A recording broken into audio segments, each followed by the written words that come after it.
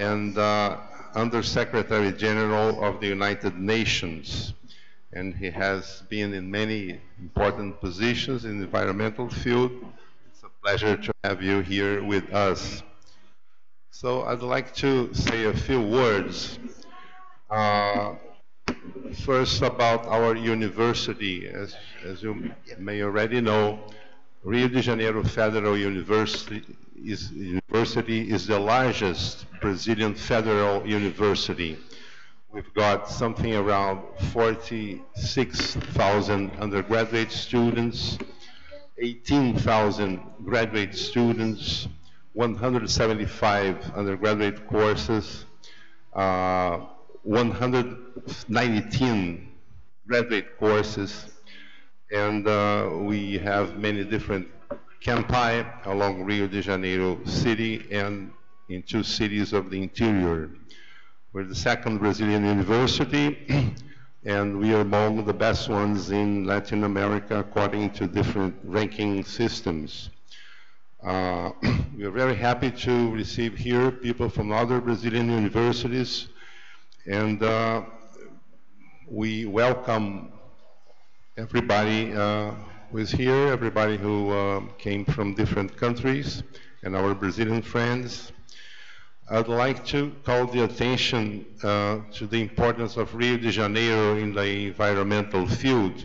It was here that the summit of 1992 took place, the United Nations Summit for the Environment. And 20 years later, another meeting, so Rio plus 20, took place here too. So Rio is sort of a symbol. It was here that the concept of the agenda, the world agenda, was created. The concept of sustainable development was reinforced here in the 1992 summit, Rio Summit. I'd like to call the attention that, to the fact that Brazil plays an important role in the environmental field. So we've got sort of a clean energy matrix. We've got many challenges such as deforestation, but the country has much potential, and we expect that this conference will help us to face these challenges. I would also like to call the attention to the concept of sustainable development. This was a very important concept that is being reinforced in the latest years by the Paris Summit, after the Paris Summit of the Paris Agreement of 2015, and that's a concept that we'd like to reinforce and to keep it working.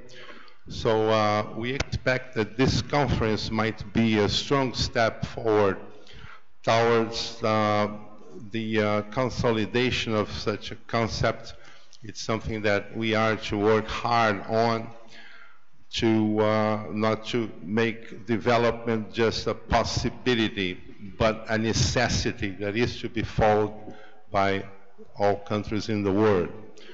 So I would also like to announce the decision we made to create a Brazilian branch of SDEWES, of the Center for Sustainable Development of Energy, Water, and Environmental Systems. So we'll have now a Brazilian branch of this important organization. So I'd like to pass the floor now to Professor Eduardo Mack, Director of the Chemical Engineering School, who is also hosting the conference. So, Professor. Thank you, Professor Eduardo Serra. Dear participants of this opening table, ladies and gentlemen, on behalf of School of Chemistry, in Portuguese, Escola de Química, I welcome all participants of this meeting, declaring that it is an honor to our academic unit to host the technical activities of the first Latin American SDEWES conference. Just to show some features of our School of Chemistry. It is the academic unit of the Technological Center of our university, which are in charge of 4 undergraduate courses: Chemical Engineering, Bioprocesses Engineering, Food Engineering, and Industrial Chemistry, and 2 programs for graduate students: Chemical and Biochemical Process Engineering Program and Sharing with Polytechnical School Environmental Engineering Program. We have almost 1,500 undergraduate students and 600 graduate students.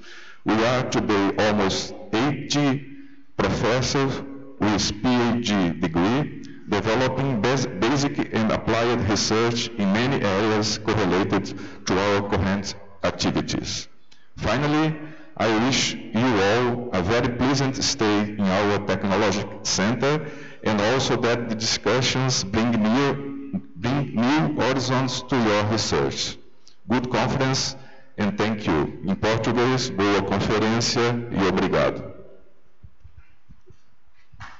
Thank you. I'd like to pass the floor to Professor Zvornin Kuzovic. I hope I have pronounced it correctly. Yeah? So please.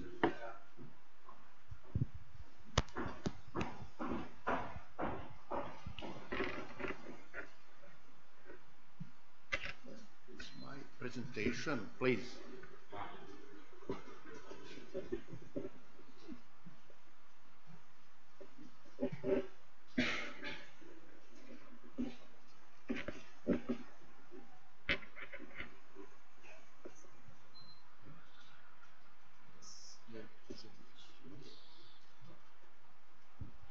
Okay, thank you.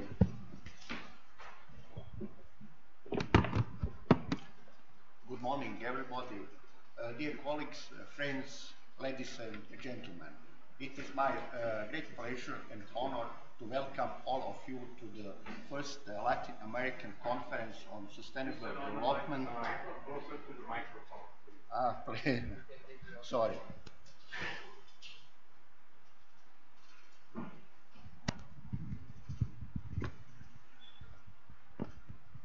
Good morning, everybody. Dear colleagues, friends, ladies and gentlemen, it is my great pleasure and honor to welcome all of you to the first Latin American Conference on Sustainable Development of Energy, Water and Environment System. In my name and on behalf of Faculty of Mechanical Engineering and Naval Architecture, University of Zagreb.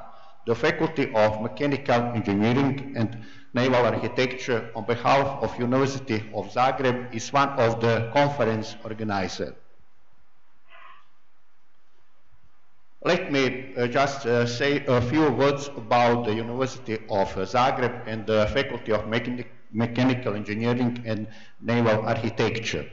The University of Zagreb, founded in 1669, is the oldest and the biggest university in Southeast Europe.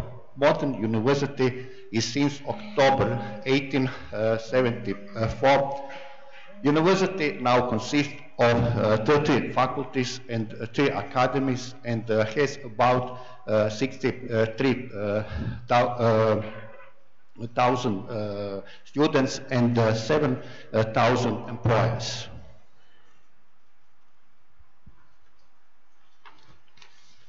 I would like to convey you all warm greetings and wishes for a successful conference of the Rector of University of Zagreb, Professor Damir Boras. The Faculty of Mechanical Engineering and Naval Architecture is founded in 1990. Now faculty consists of 14 departments, 42 chairs and 51 laboratories, and has about 400 employees and 2,400 students.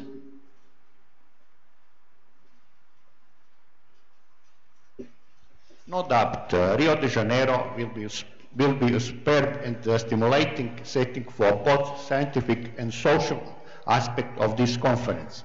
I am sure that you will enjoy not only the technical presentation and valuable scientific discussion, but also the local hospitality, food, culture, and sightseeing.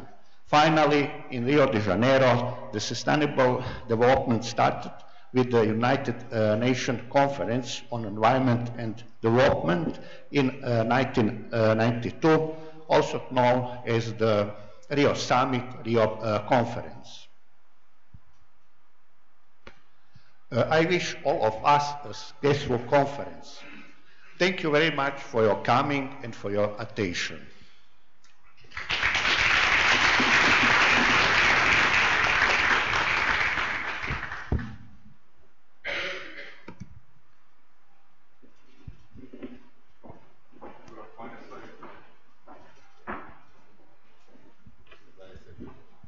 Thank you, Professor.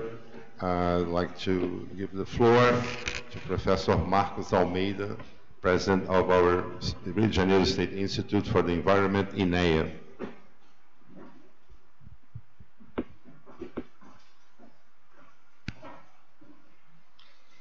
Good morning to you all. Good morning to my friends at the table. I'll try to do my best in English.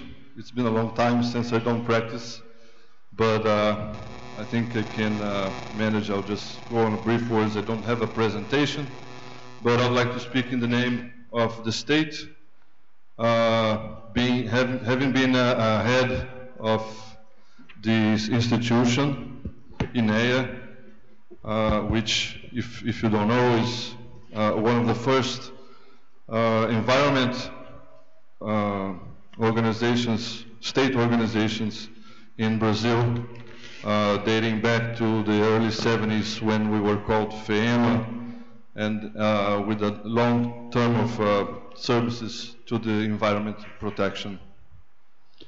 I'd like to first congratulate the SDEWES organization, which I didn't know until having been invited to this event, but I've searched a little bit in the internet, and I understand has a long-term services for the environment.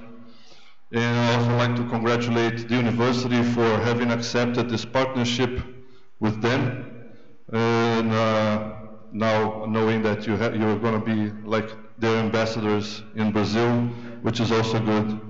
We have been encouraging since the beginning of my term in INEA, this partnership with the academy.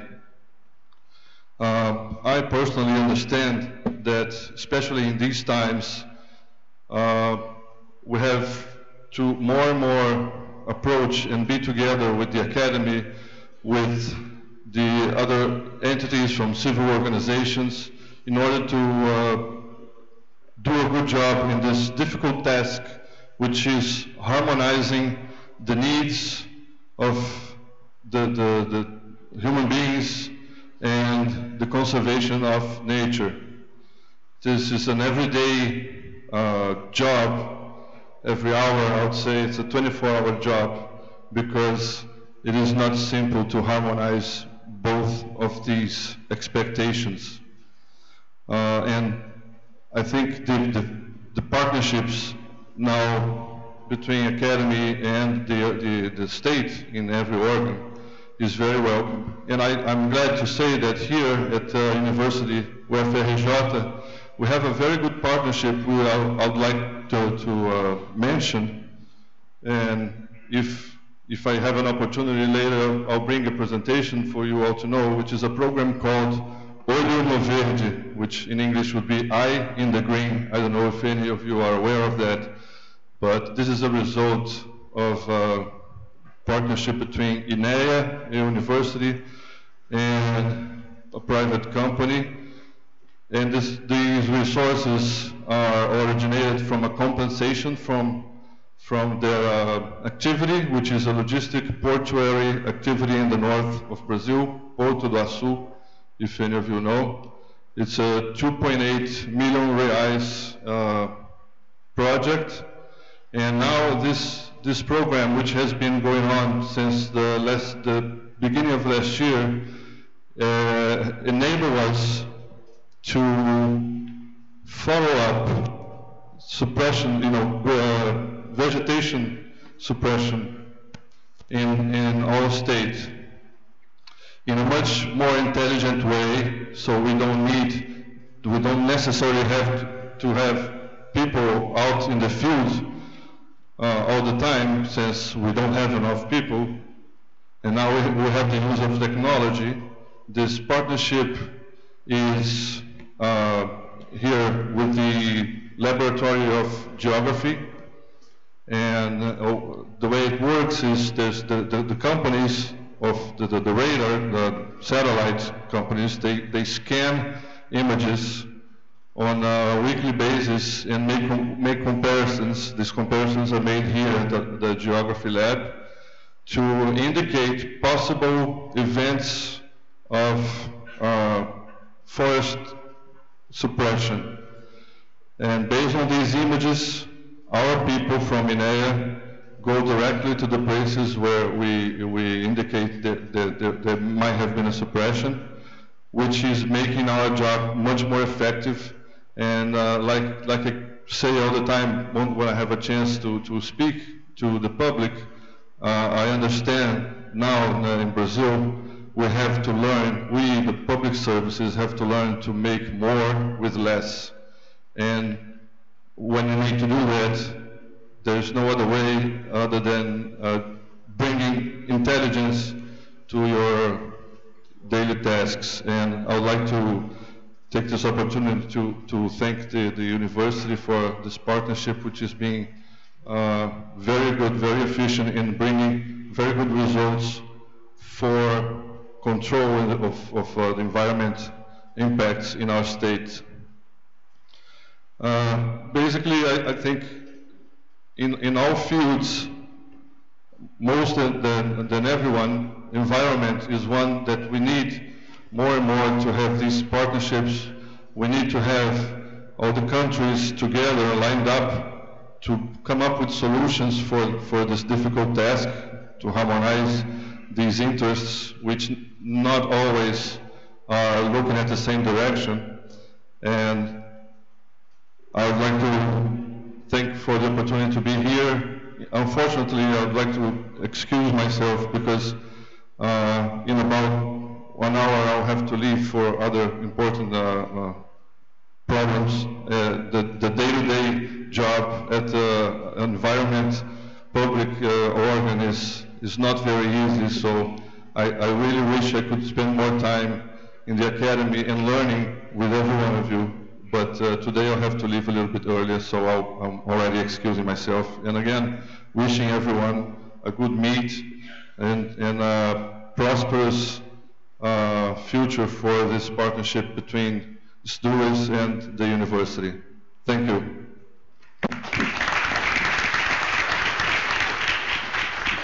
Thank you, Professor Marcos. I'd like to give the floor to Professor Heitor Gurgulin. You may use this microphone that is with Marcos. Yes, please.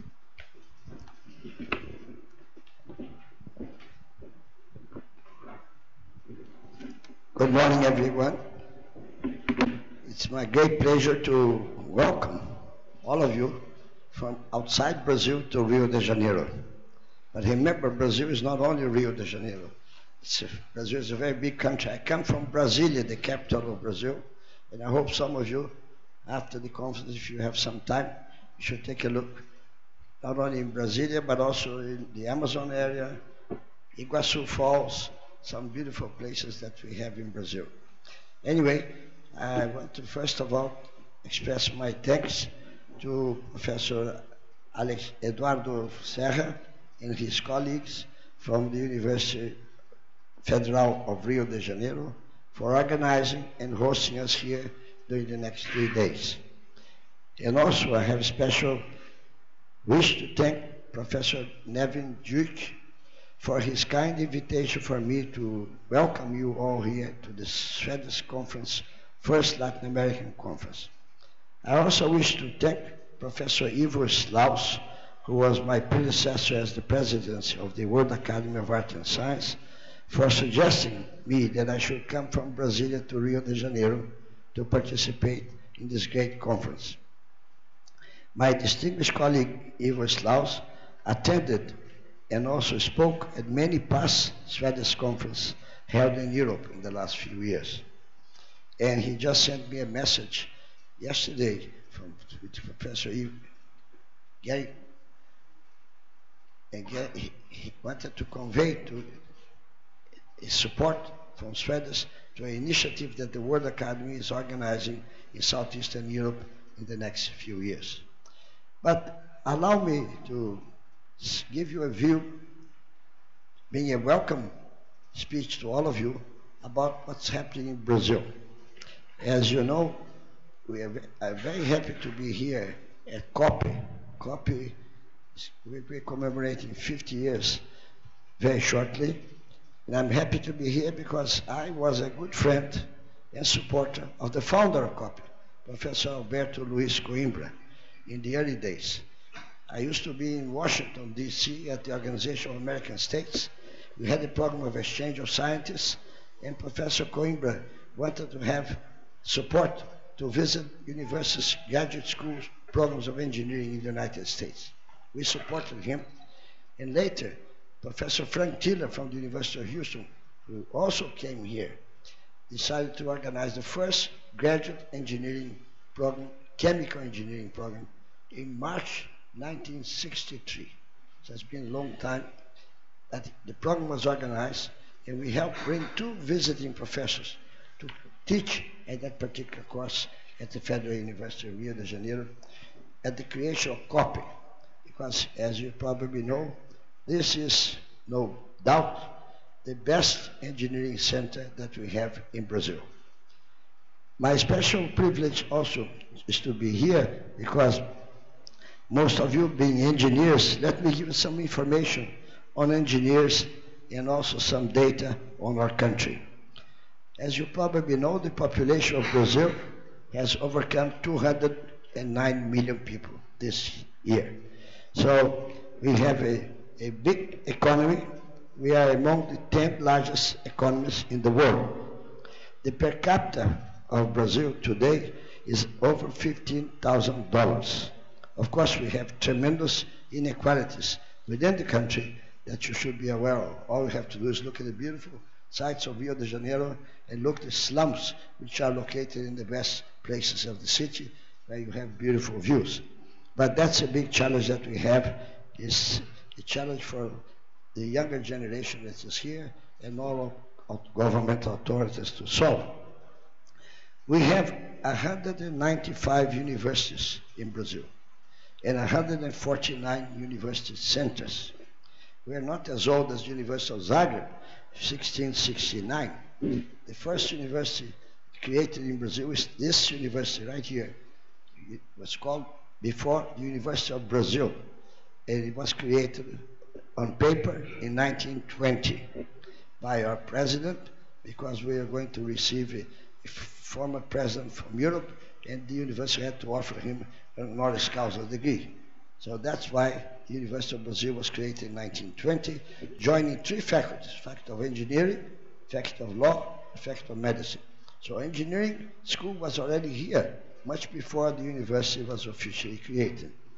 But since that time, let me tell you, we have, in addition to these universities and university centers that I mentioned, we have 1,980 isolated faculties, which are schools, including schools of engineering, spread throughout the country.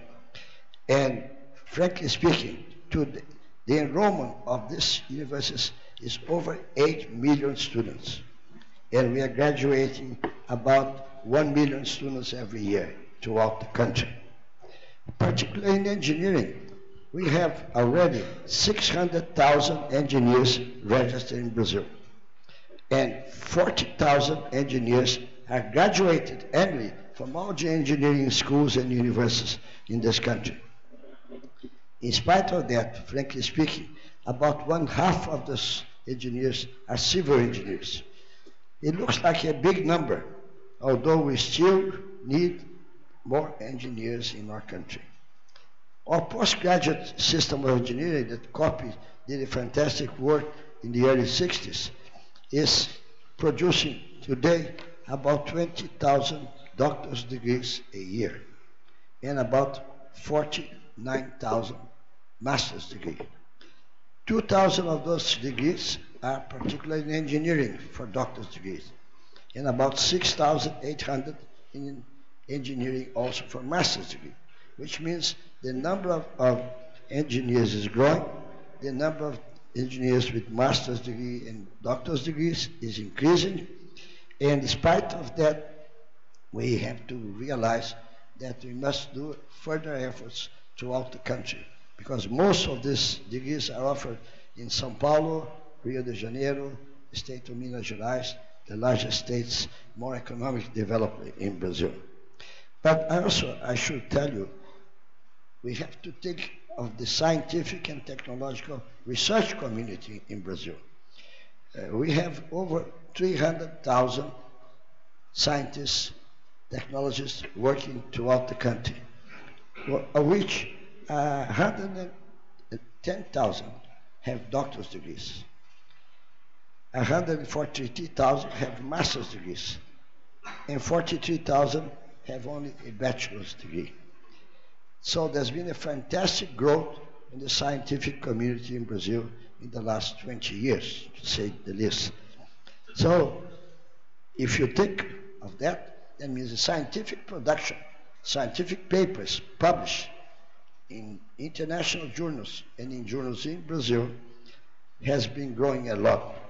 So that in 2015, I had the data from the National Research Council, 60,000 papers were published.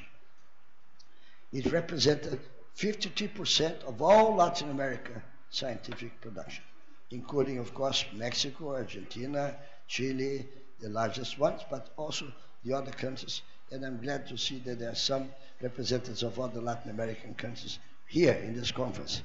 And I'm sure all of them are working to increase their production. Frankly speaking, we have 2.57% of all papers published in the world. That's a very impressive number now. But unfortunately, we don't have a great number of patents. In other words, we have papers, scientific papers, we are growing, but not so much patents in our country. So this is a big challenge because most of our scientific work is funded by the government, and we should try to increase funding from private enterprise and companies that will support scientific and technological research. We must increase the participation of private sector. As I said, it's still very small in Brazil. But in this country, we have 27 states. 27 states, of which Rio de Janeiro is one of them. São Paulo is another one. I could name all the others. But these 27 states, each state has created a foundation for support of scientific and technological research. But just to give some example, in 2015, the state of São Paulo, with an investment of 7.7 billion reals, local money, and the state of Rio with 920 million, if you add the two of them, they had more money than the rest of the country for support of scientific and technological research. So we also need the problem how to decentralize the system to other states in the country. But nevertheless, if I can mention this because it's a good case, we are trying to increase providing support because these foundations provide support for research, training, fellowships in Brazil and abroad. We had a very large fellowship program going on until 2 years ago, but we must continue this effort. And this is done to the National Research Council, which is located in Brasilia, also to CAPES, an organization of the Ministry of Education. So we need to increase these programs. Brazil still do not participate internationally. As you see, Korea, China, India have close to 100,000 students studying in the United States in graduate programs of engineering. Not all of them in engineering. Brazil had less than 8,000. So there's a fantastic gap in the training of more scientists, engineers for our scientific and technological development. Frankly speaking, in 2016 and 2017, 2 years ago, a funding crisis has hit Brazil. A funding crisis that affects particularly the science and technology community, the university system, higher education system in the country. So we have had problems the last 2 years. And frankly speaking, although last year we see beginning change in the economy in Brazil, we had last year, 2017, the largest surplus of exports and imports into the country. Although we had this fantastic result, which was one of the best of the last many years, the Congress has approved the budget for this year, 2018. And unfortunately, we're still going to have shortage of funds for the university system and for research and technological, scientific and technological research. But if you think of reality, we are hopeful, and the government is very hopeful, that next month our Congress will approve a major reform of the pension system. Because the pension system this year has provided a deficit budget of 280 billion reals. It's about almost $80 billion, to show the magnitude of this. So if Congress approves this next month, we will improve the possibilities for the future, probably decreasing this deficit. And then there will be more money again for science, technology, and higher education in the country. Let me give you some numbers also here. How much do we, in proportion of our GDP, we put in science and technology? In 2017, last year, Brazil, and looking at the comparison to other Latin American countries, Brazil leads the numbers 1.24% of the GDP for science and technology development. Argentina, 0.58, Mexico, 0.5, Chile, 0.36, Uruguay, 0.32, Colombia, 0.23. I'm just giving northern magnitude, but shows that we still need to improve on that. Just to give you a comparison, again the same year, Korea 4.2%, Japan 3.4%, Germany 2.7%, United States 2.7%, France 2.2%, China 2.06%, and Russia 1.13%. So you can see that Brazil still is very much below the developed countries in Asia and Europe. So we must do more effort to increase the percent of the GDP that we invest for science and technology. Okay, I give you a lot of numbers, probably you don't remember them, but I wanted to give an idea. What is the scenario today when you look at Brazil and Latin America, not to compare with Europe and Asia? So the Swedish case here is a very important one. But I would like to mention to you some developments that the engineering community has done in our country.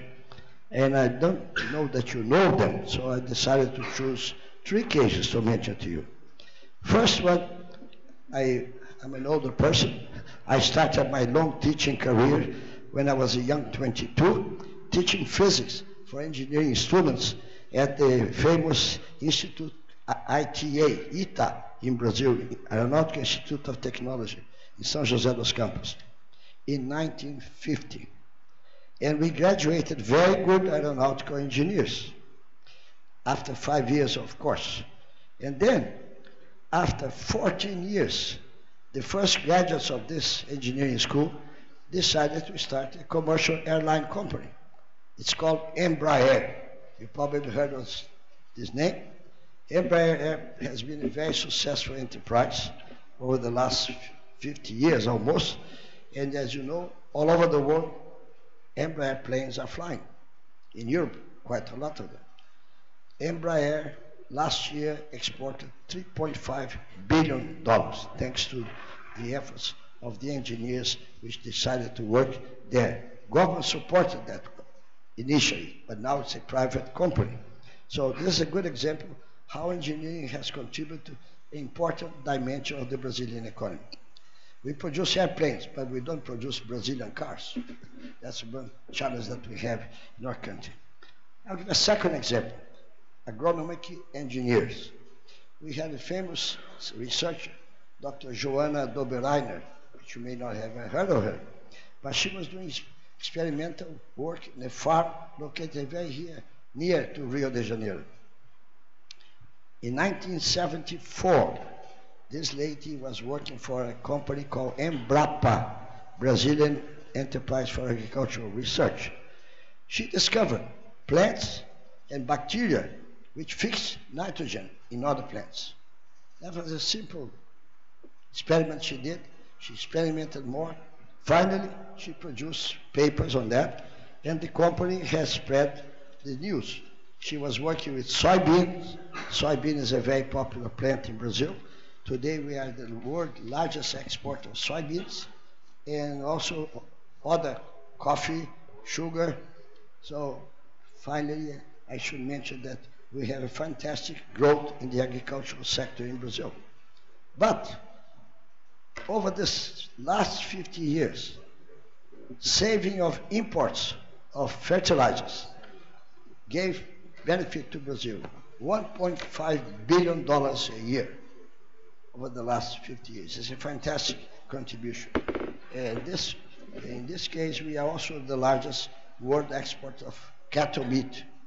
And cattle eats grass, which is mostly developed in the north part of Mato Grosso and in the Amazon region.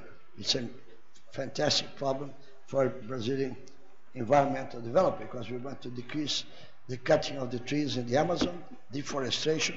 Fortunately, it's coming down, but not yet completed. So we have a major challenge ahead for us. Let me give you the third case. The third case of engineering development work that I wish to mention is right here, COPE. COPE was started, as I mentioned, in the 1960s by Professor Alberto Coimbra, starting chemical engineering course.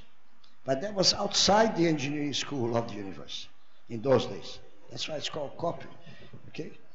Coordination of the program, graduate programs in engineering in Brazil. COPE was established here.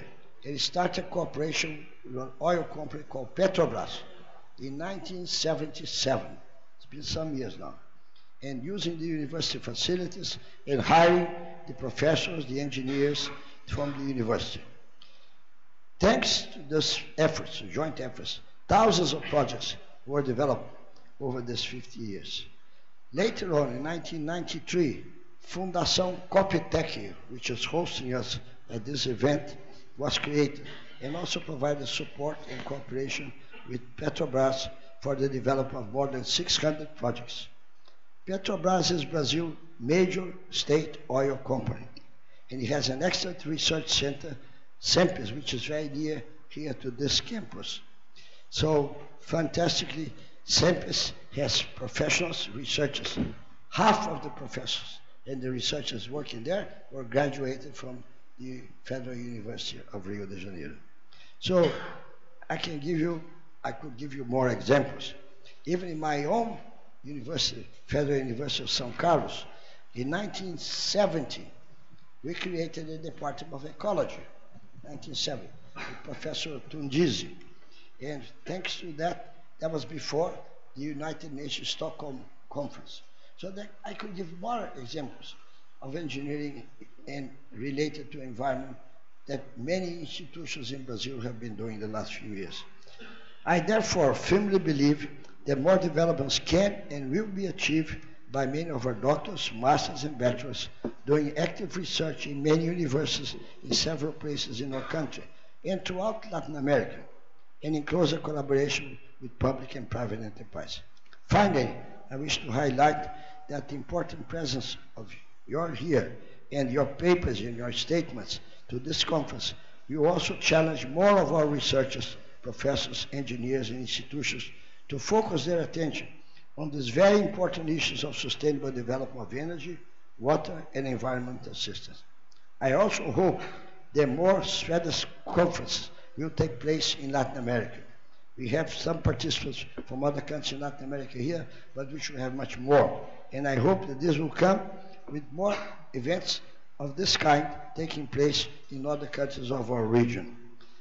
Brazil has, with all the countries, strong desire to achieve the ambitions of COP21.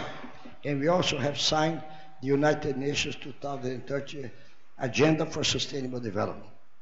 There are, though, still many challenges ahead of us. I wish you all a very successful conference, and I thank you for your attention.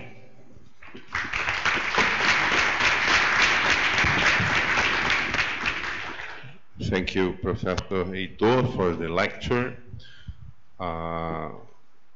which gave us lots of, bits of information. And now I'd like to pass the floor to our Ambassador Eduardo Prisco.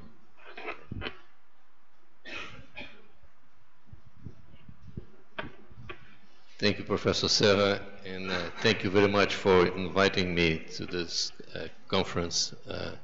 On behalf of the Brazilian government, I would like to warmly welcome you all to the conference, especially those who came from abroad. I was really impressed going through the roost of universities that make part of this SDEWES. I think it's SDEWES. How do you say it? But it's a very interesting concept, and I am sure that having a chapter now in Rio de Janeiro will really foster environmental studies in this country. And I don't need to tell you about the links between Rio de Janeiro and environment issues. Professor Serra have already done this. But let me tell you something. 42 years ago, when I joined the Brazilian Foreign Service, the environment was a tiny issue at the bottom of a long list of issues that were dealt by they were on the agenda of the Divisão das Nações Unidas, which translates into United Nations Division, that belonged to the Departamento de Organismos Internacionais, Department for International Organizations. Environment was not a big issue on the diplomatic agenda. We had 2 years before the Earth Conference at Stockholm, the first environmental conference, but it was not really something that were on the forefront of the, let's say, the diplomatic discussions on the world. 20 years later, we have already a division of environment, and 10 years later, we had a whole department of environmental issues. At that point, we had the Rio Summit in 1992, where the concept of sustainable development was really established. When I joined the service, no one had any idea what the sustainable development was all about.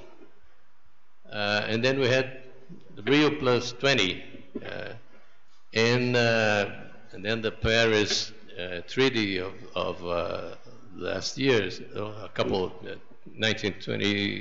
2016. And environment is really on the forefront of the diplomatic agenda. The countries are all worried about it, rightly so, I would say, but this was a major change that I witnessed throughout my professional life. So I'm really impressed by having a chapter of Swedes here in Rio, and I think that this kind of network between so many different universities from all over the world will really boost research on the subject. We really badly need this. And so I just want to wish you all a very successful conference, and hope that studies on the environment will really grow after that. Thank you very much.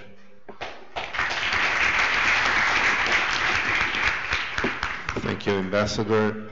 I'd like to give the floor to our Vice Rector, today representing the Rector, Professor Denise Nascimento.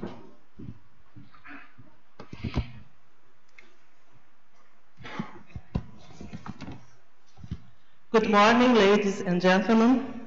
On behalf of Rio de Janeiro Federal University, it's with much pleasure that I welcome all the authorities who are present here at this opening ceremony of all participants of the first Latin America Conference of Sustainable Development of Energy, Water, and Environment Systems.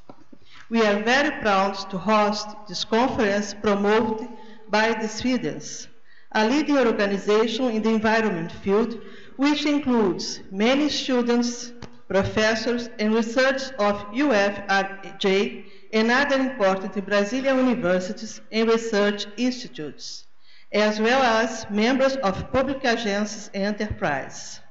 Our university is the largest Brazilian federal university and is placed among the best universities of Brazil and Latin America. At UFRJ, many research groups from different areas dedicate themselves to the environment field. We have both undergraduate and graduate courses with this area. The environment is part of our priorities. Researchers of Rio de Janeiro Federal University have been participating in the Conference of Parties and the other relevant international forums. As an institution, we managed to contribute to analysis and the proposition of solutions for Brazilian environment problems, as we did after the disruption of the mining company Samarco's dumping in the city of Mariana in November 2015, and to face the environmental changes faced by the country, such as the defloration problems. We wish that First Latin America SDEWES Conference may contribute not only for the development of scientific and technological research on the environment field, but also to create and consolidate institutional and professional ties between Brazilian experts and institutions and our international partners on the way to sustainable development. All success for the conference. Enjoy your stay in Rio and at Rio de Janeiro Federal University. Thank you. Have a nice conference.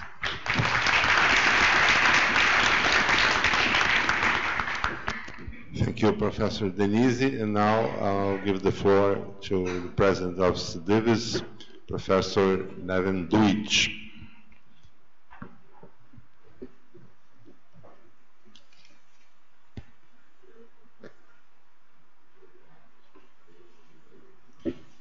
Thank you, Eduardo. Many speakers talked about Rio 1992, but what led to Rio 1992 was UN report of Brundtland Commission, and let us see what happened since then. It was 31 years ago. How do I make this move? No?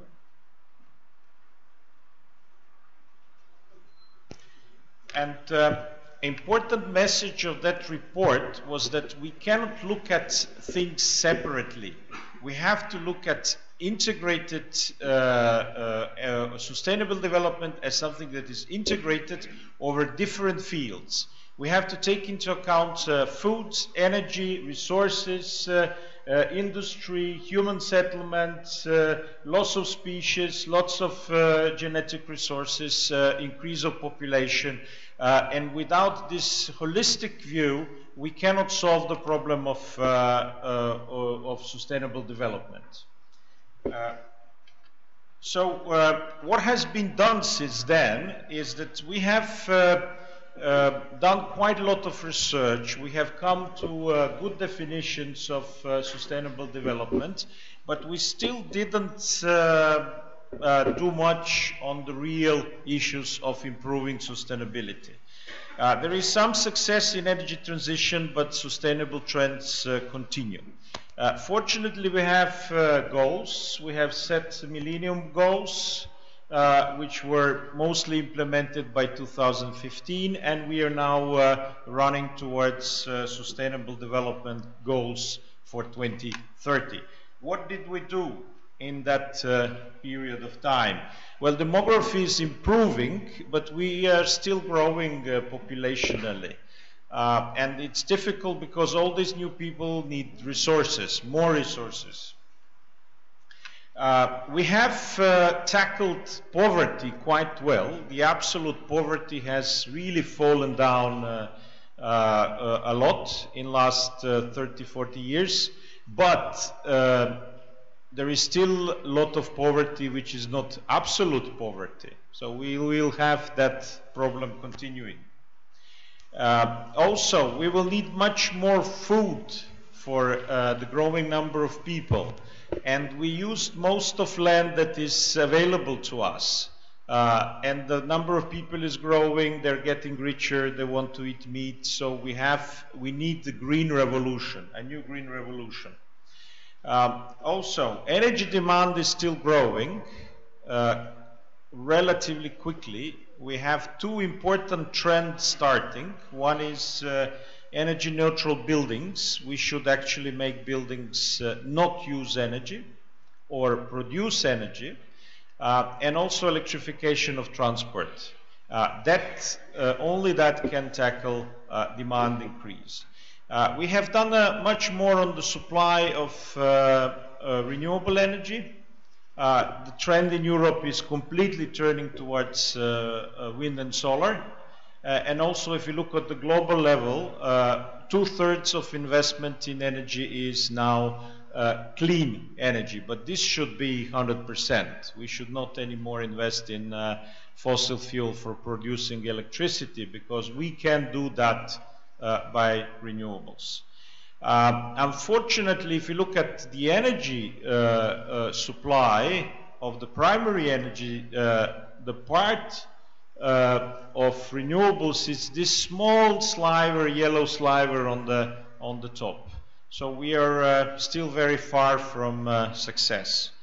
One of the issues that we have to tackle are huge subsidies to fossil fuel industries, which are approximately 50 times higher than subsidies to renewables. So of course there is a huge barrier to energy transition still in front of us. But we have to hurry up, because the total budget, carbon budget that we can spend before burning the earth is actually quite spent. We have already spent 2/3 of the budget if we want to keep temperature only 2 degrees above the historical levels. If we want to do what Paris has decided, 1.5 degrees, then we have to practically stop using fossil fuels today. If we look at the curve, the blue one is 2 degrees. It looks like we have to actually stop using fossil fuels quite soon. That would be very difficult, but we have to try at least. The good news is that the global CO2 emissions are leveling now. But that is mainly because China has started to reduce the use of coal, and we hope that this trend will continue quickly, because they have lots of CO2 emissions. There is a Paris process now. Paris Agreement has been ratified by many countries, including Brazil, of course, and European Union. We hope that this process can actually enable tackling climate change more quickly. But what has been promised in Paris is very far from what we need for 2 degrees. It's more like 3.4 degrees. So what are the causes of the problems for sustainable development? Well, we didn't really follow the Brundtland report. We didn't look at it holistically. Mainly we tackled the climate change as the proxy for sustainable development, but we have to include also all other issues. The Washington consensus that a position that rich means more sustainable, it's not necessarily proven after 30 years. So we will probably have to find some better ideas. Also, developed countries have not met commitments to developing countries, generating an atmosphere of distrust. This is creating also problems. Sustainable development has not been able to find the political entry points to make real progress. And fossil fuel subsidies are huge and should be quickly dismantled, but for that we need political support. We should move quickly. We need new green economy revolution, new agricultural revolution. We need to install polluter pays principle, circular economy. Efficiency has to be regulated because there is a market failure about it, and policies that use energy transition to create jobs should be supported.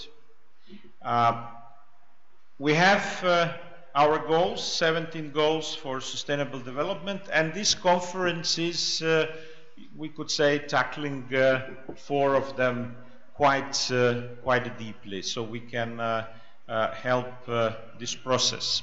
I will now say a few words where this conference is actually related to Brundtland's report. The important thing why we started this conference is because we understood that the traditional division of engineers, chemical, mechanical, electrical engineers, economists aside, is not working well for sustainable development. We want to bring all these engineers, economists, sociologists together to work together on solutions. This conference has gathered 190 participants, which is very good because this is the first conference in Latin America from 35 countries, 84 cities, and 100 universities. We have several countries from Latin America, starting of course from Brazil, Chile, Argentina, Colombia, Ecuador, Mexico, Peru and Suriname, and also other countries from the rest of the world. But the conference started in 2002, following the need to look at the sustainable development from the integrated approach, because you cannot solve it only from in one profession. We have to work together. And it has proved quite a successful series of conferences, and that is why we decided to start a new series with help of Universidade Federal do Rio de Janeiro. You can see the numbers through history. We are approaching around 500-600 participants per year. Every second year we organize it in Dubrovnik in Croatia. And every second year we are organizing it in different regions, regional conferences. So I hope we will come back to Latin America in 2020 also. Also, an important thing is that we have very good relations with leading journals, but I will talk about that more at the closing session. So you have to come to the closing session. We also started a journal, which is now in Scopus and Web of Science. So you can also publish your holistic integrated research in this journal. Also we have several new channels of communication. So please use them. Tweet, use Facebook. Also put pictures. When you put pictures, tag SDEWES Center at Facebook. This session is going online on YouTube. So also follow our YouTube channel.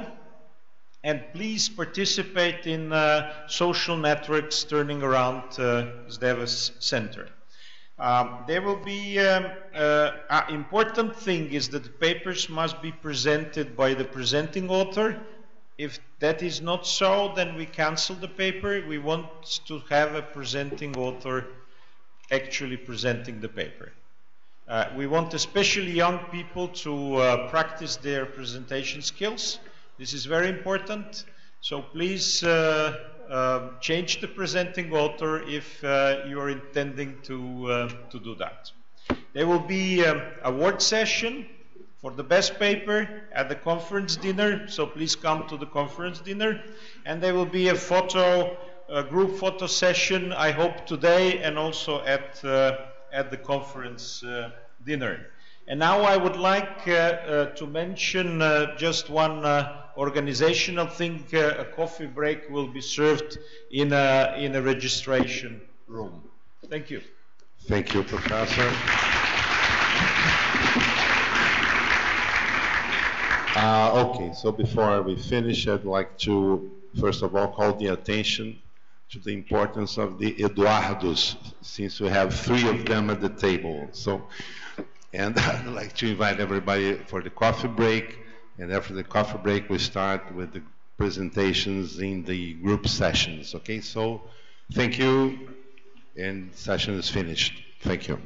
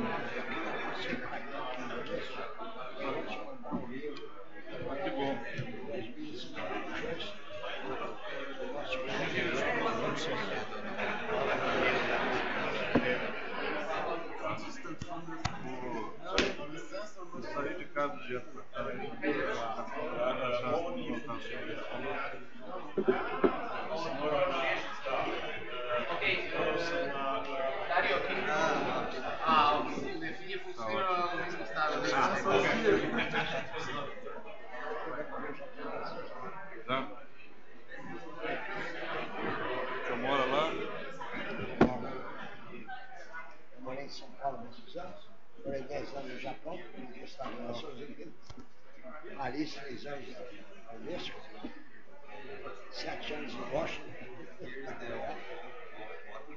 Experiência internacional bem variada.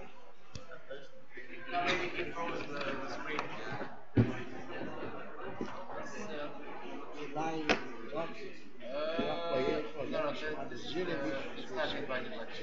No, just test. Oh, you want to test it? No, it's spoiled. So let's try. Thank you very much. It's right. Okay, yeah. So you can use this one. And basically we don't need this anymore. And sim.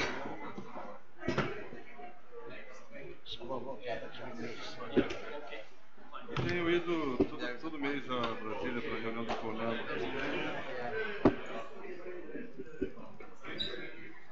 Deixa eu saber que agora eu já aposentei.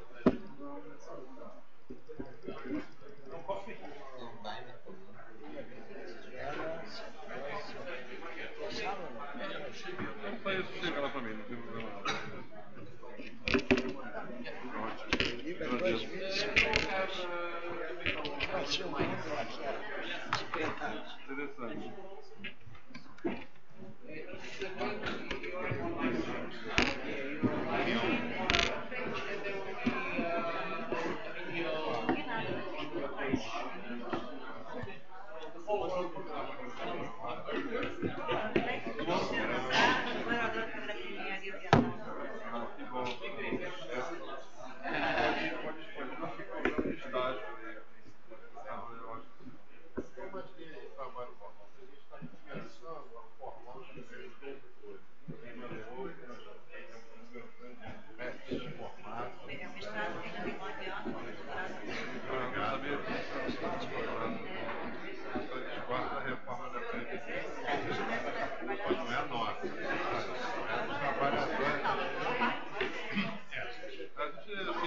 Eu, particularmente, eu gosto muito de trabalhar com literatura.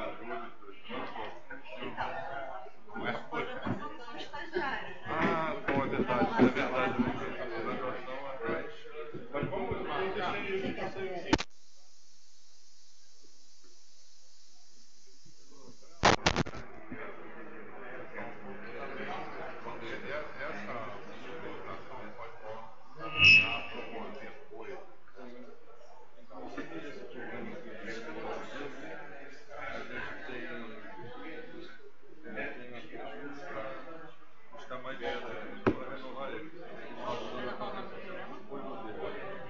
é com um laboratório de você de geografia,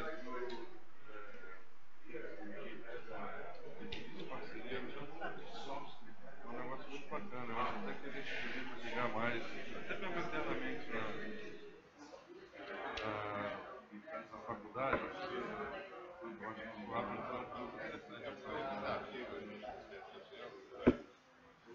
laboratório de espaço de sensoriamento remoto de estudos ambientais, do departamento de geografia.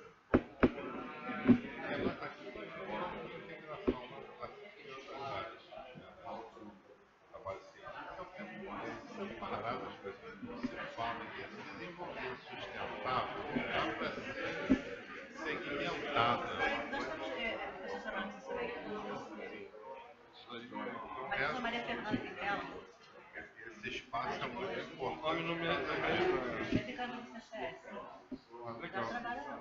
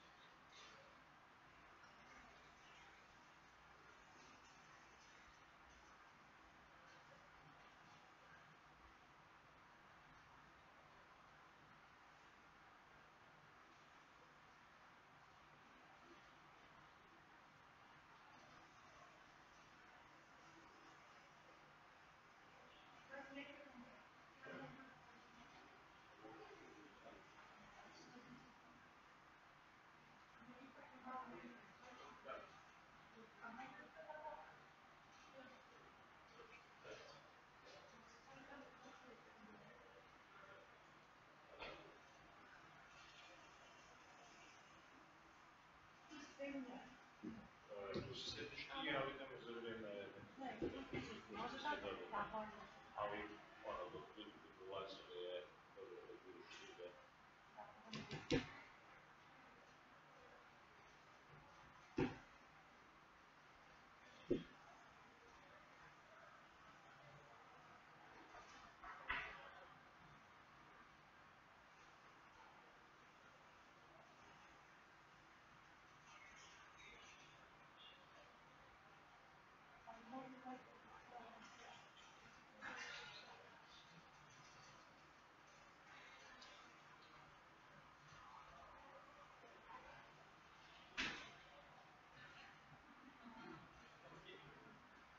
Nataša, samo jedan info, znači na kraju, kad završiš, znači pozoveš ljude na ručak koji je tu u restoranu odnosno i samo im onda još jednu rečenicu naglasiti da nakon ručka se selimo u blok E na School of Chemical Engineering.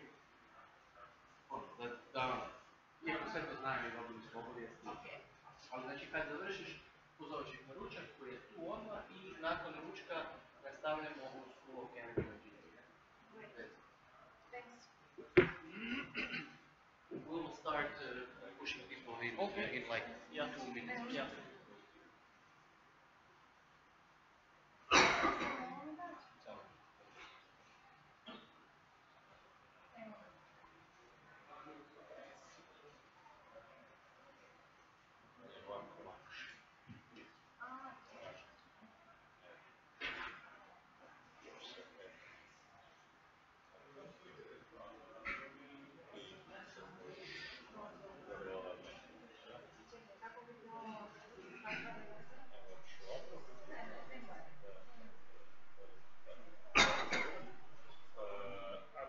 S prstom za to. Da. Prstom samo. Prstom. Gledaj, imaš tu nulu, ali si tu, da, treba ti stalno početi sa nekakvom.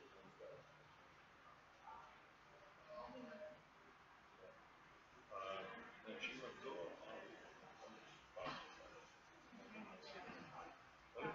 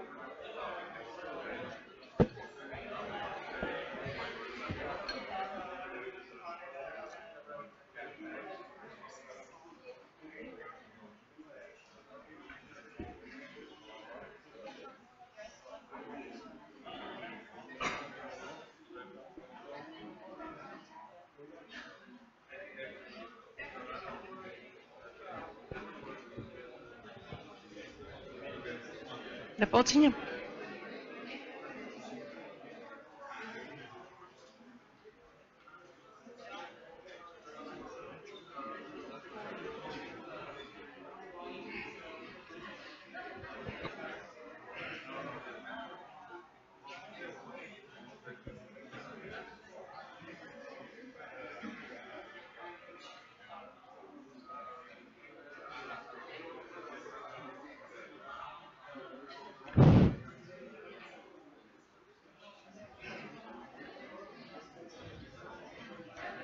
I think now we can start.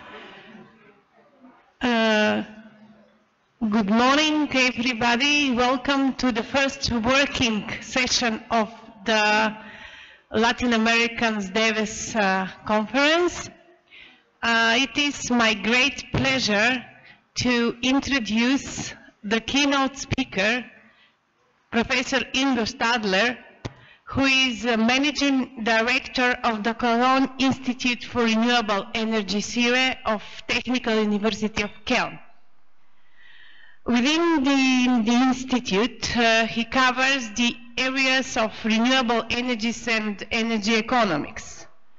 Dr. Stadler is working since many years with the topic of electricity supply systems with a high share of renewables.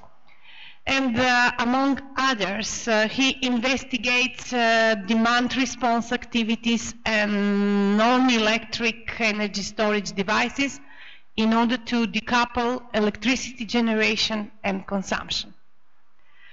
Also, I would like to elaborate a little more on Ingo's relation to Brazil. So he came to Brazil first time in 1996 for a cooperation with University of Curitiba and Fortaleza, and especially the cooperation with the Federal University of Ceará in Fortaleza. It is still ongoing, and up to now the universities have exchanged more than 80 students on both sides. Also, Ingo has been giving a touch to a Brazilian energy policy and regulation. And in the years between 2010 and 2013, Ingo had a close cooperation with the regulatory body of Brazil, ANEEL. So together they developed the regulation for net metering and on how distributed generation systems might be connected to the public grid. And in that framework, he also cooperated with EP in Rio de Janeiro, had many talks with electricity companies like Light from Rio de Janeiro, Ampala in Niterói, and their organizations. So I don't want to take too much time. I would like now to invite Ingo to present his lecture today and to elaborate his views on what makes the fear of change in the energy sector. Ingo, please, the floor is yours.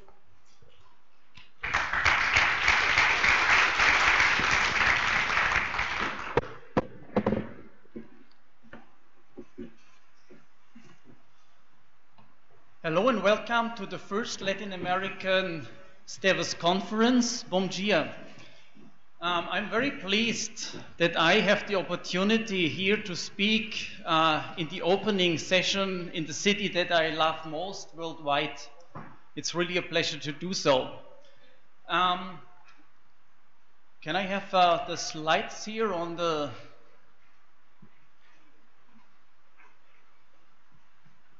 The conference is a very international one. Nevertheless, I decided here now today to speak about a very national perspective of the energy transition. And the reason for that is, wherever I come worldwide, the people always say, you in Germany, you're so advanced in integrating the renewable energy systems or renewable energy resources into energy and electricity systems.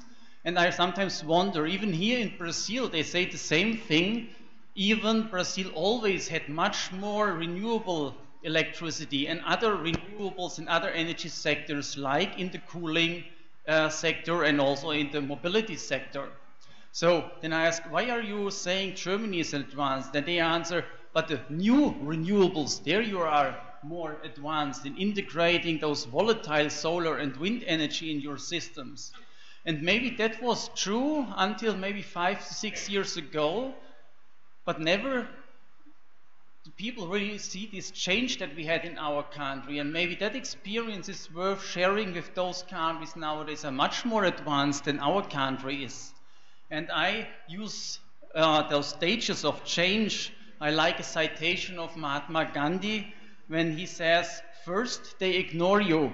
And that maybe was in the 90s. When me and other students had the idea of using solar energy, our professors, they just ignored us and thought we are stupid guys. Maybe that is also a message to all students here. When you have new ideas and your professors say that's nonsense, don't believe in professors, sometimes they are very wrong. And then they laugh at you. And that was maybe the story in Germany until the year 2011. We had an enormous boom in renewable generation, and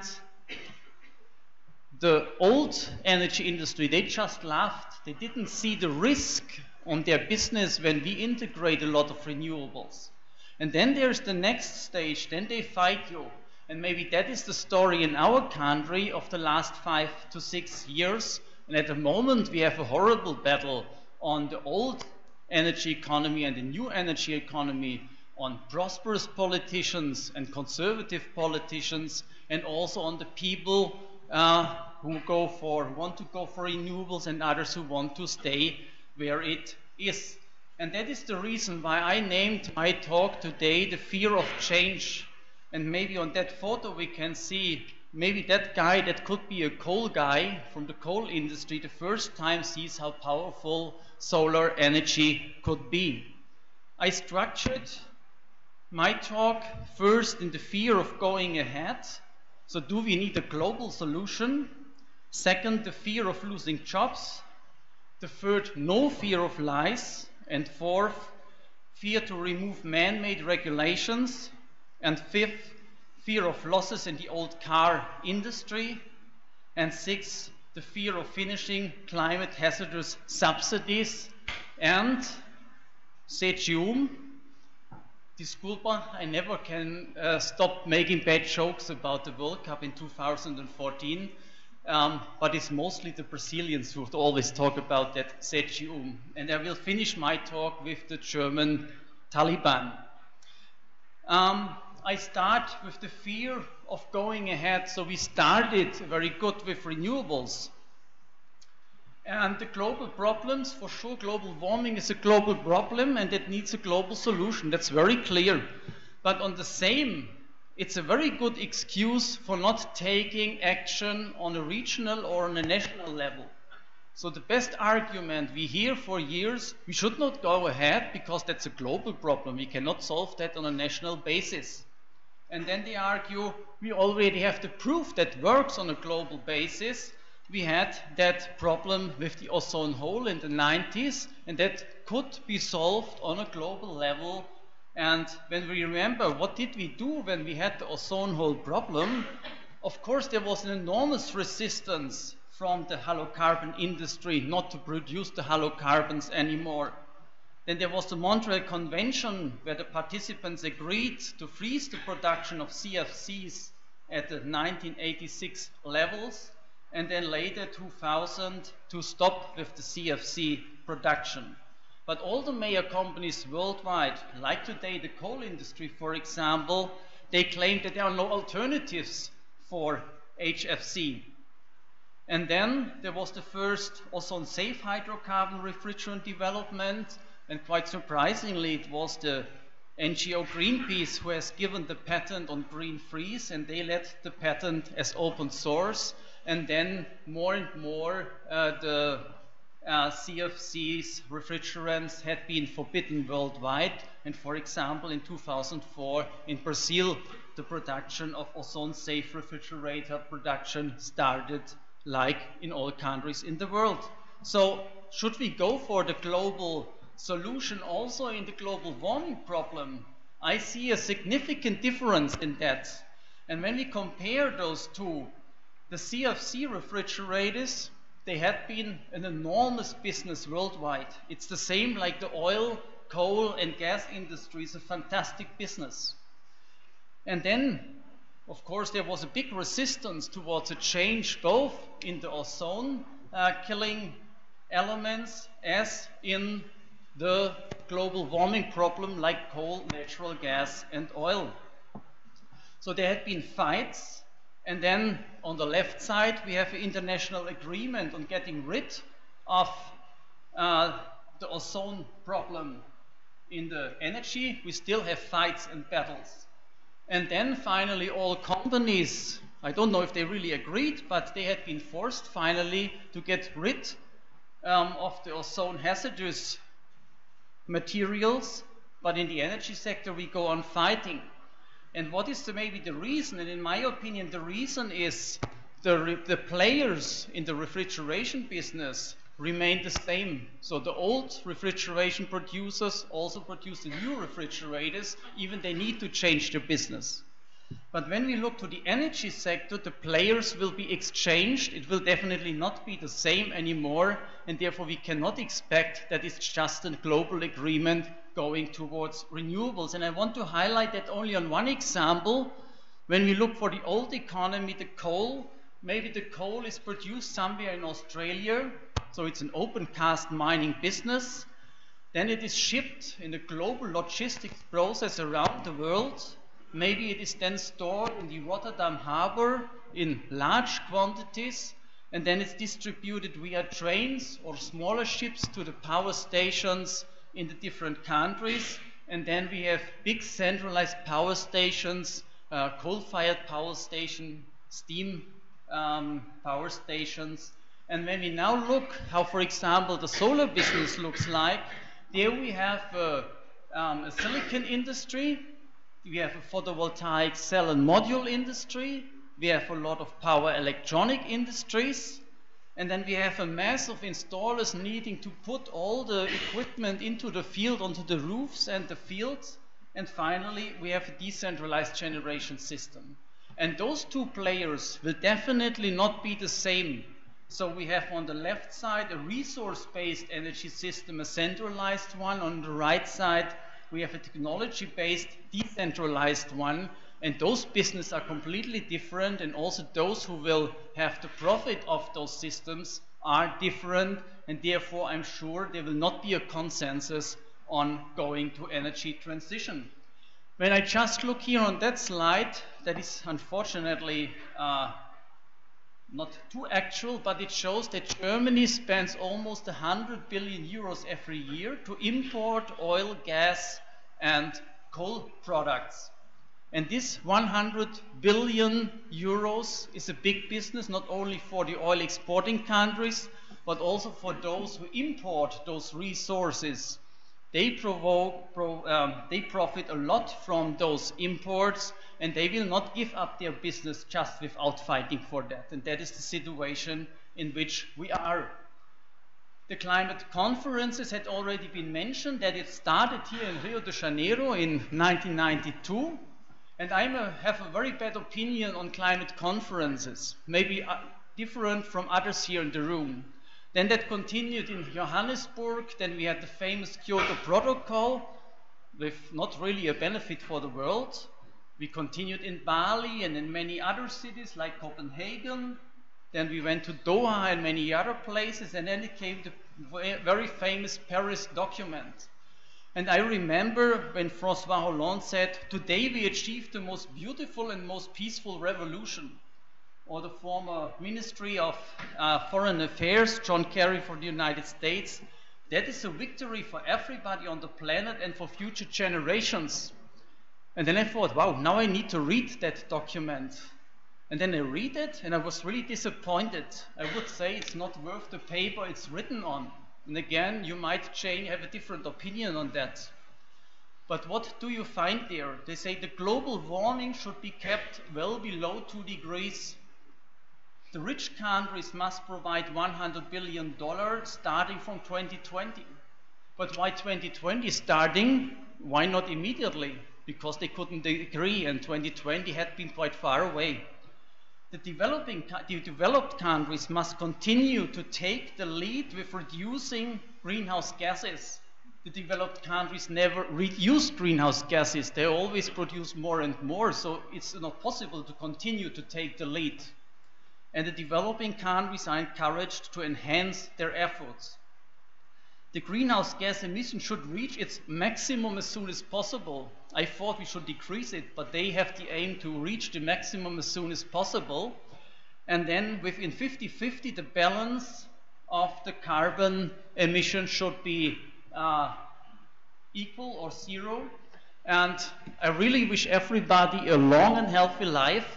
But those people who decided that a few years ago, by far will not be living anymore when they have taken decision for the year 2050. So I'm not really very positive that we have a good result from Paris. And that's why my opinion is we need other arguments for energy transition. It cannot be only the global warming or the climate change. I don't see a possibility that we come to a consensus on going here uniquely worldwide. I think we need more egoism in going for the energy transition, and that could be an increasing energy autarky, and also, for example, job creation is a very big argument. Worldwide, only in a few countries, that is not so a big argument, and decentralized energy generation always is a big job creator. So I would like to talk about the fear of jobs, and I start that sometimes science is just used for disinformation, or science is misused. I remember the Copenhagen Climate Conference, and just a few days before they take a decision there, in Germany, the coal industry announced the results of a prognosis study, and they said, when we go for more strong climate policy, we will lose 55,000 jobs, and the national economy will decrease by 17 billion euro. And I, as an engineer, was asking myself, how can they determine that 55,000 jobs are lost? And then I really started to read those ugly documents, few hundred pages thick, and I really was surprised, because on page 39 they just write, we only investigated how many jobs will be lost.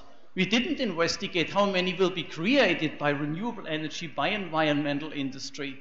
But what media, television station, radio station, and industry organization communicated was just a big loss of job and a big loss of money. That was the job development on renewable energy in Germany. And we see there was a peak in the year 2012 where we really had 400,000 jobs in the renewable business. That was really fantastic, but you also can see it then decreased. Worldwide, the jobs and installations are increasing. In Germany, now it decreased. And that is the same information, or only a bit more detailed, giving the job information on different technologies. And it was on a 400,000 jobs peak. But then what we are discussing nowadays is just only the jobs we will lose in the coal industry, in the lignite industry. And like we see here in the television station contribution and the newspaper contribution, that is 20,000 jobs. For sure, 20,000 jobs is a lot, but compared to what we have in renewable, it's almost nothing. So when we compare the coal job there, it's just a small part. And for example, only what we lost in the PV sector within 3 years, that had been 70,000 jobs. But nobody talks about the 70,000 jobs in solar industry, but everybody talks about the 20,000 jobs in coal industry. And that I learned. I thought when we had that massive jobs in renewables, nobody will touch renewables anymore. But what we learned in school, that is the commutative law that is always valid. So we learned that A times B is the same like B times A. And that is not valid in politics. So I learned when there are 10,000 jobs per enterprise and we have 10 enterprises, a politician is doing everything to save the jobs in that industry because he will be the hero, good press in front of that many workers.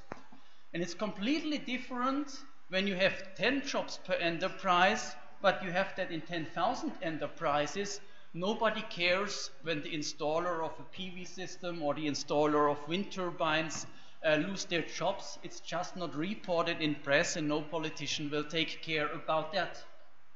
And there are very strong trade unions in the centralized energy systems. So when they have demonstrations, sometimes I have the impression there are more people on the street than really working in that business. So they are much better organized than those decentralized small companies, but having much more jobs, and we lost much more jobs in that.